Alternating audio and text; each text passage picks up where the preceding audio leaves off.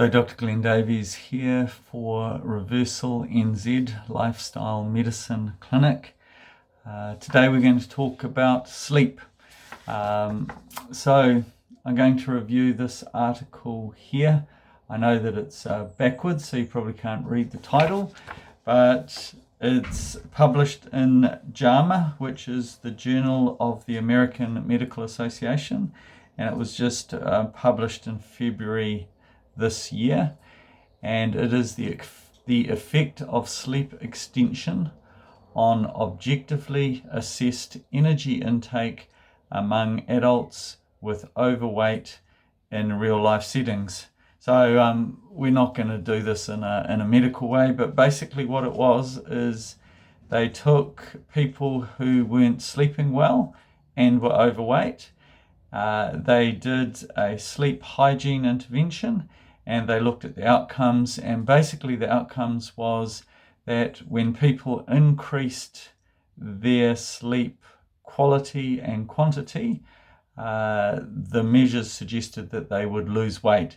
So we know that sleeping poorly is associated with being overweight, but what these researchers were doing was they were trying to work out if improving sleep would help people to lose weight.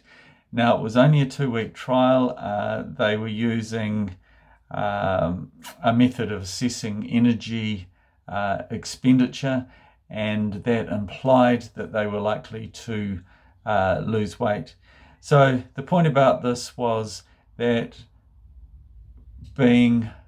sleeping poorly is associated with being overweight, and what this trial has shown is that if you improve sleep, it looks like that will assist people in losing weight. And the only intervention that they used in this trial was sleep hygiene.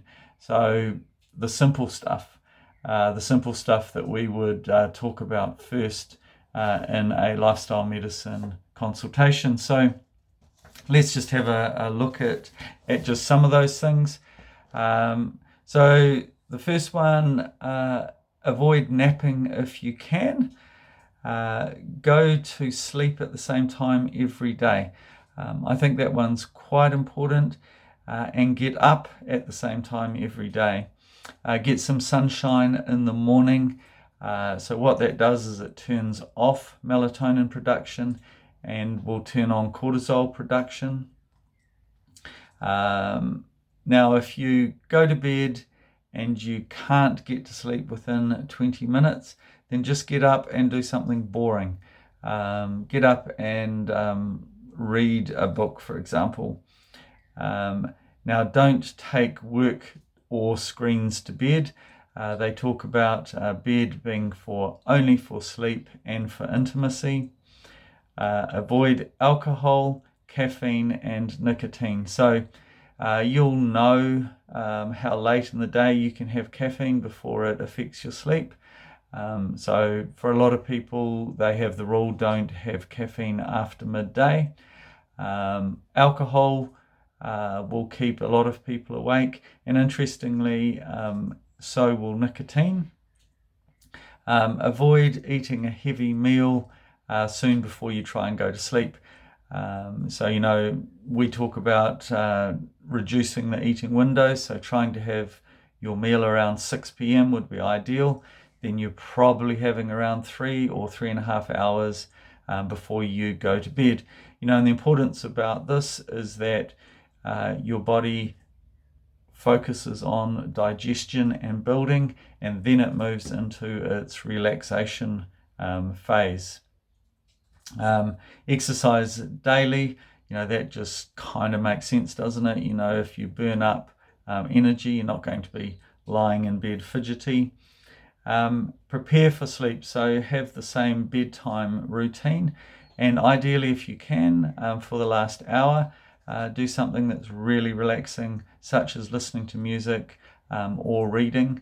Watching an exciting movie might not be the right thing to do just before you go to bed. Some people talk about having a relaxing bath. Just think about that, because some people find that when they get too hot, that interferes with their sleep. in that evening ritual, meditation or stretching, that might be really useful in preparing yourself for sleep. Avoiding screens before bed. If it is necessary to look at a screen, then the blue light blocking glasses might be useful. Making sure that your room is dark and quiet and the right temperature. And the dark part's quite important physiologically because the production of melatonin is turned on by darkness. So those are just some simple tips around sleep hygiene.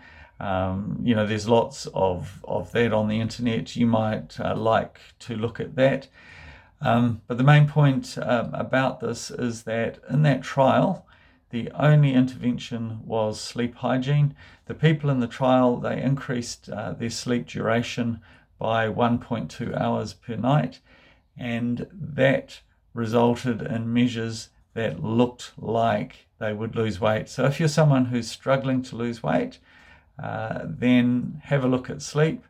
And if you feel that your sleep quality or duration is poor, just look at some of these simple sleep hygiene regimes.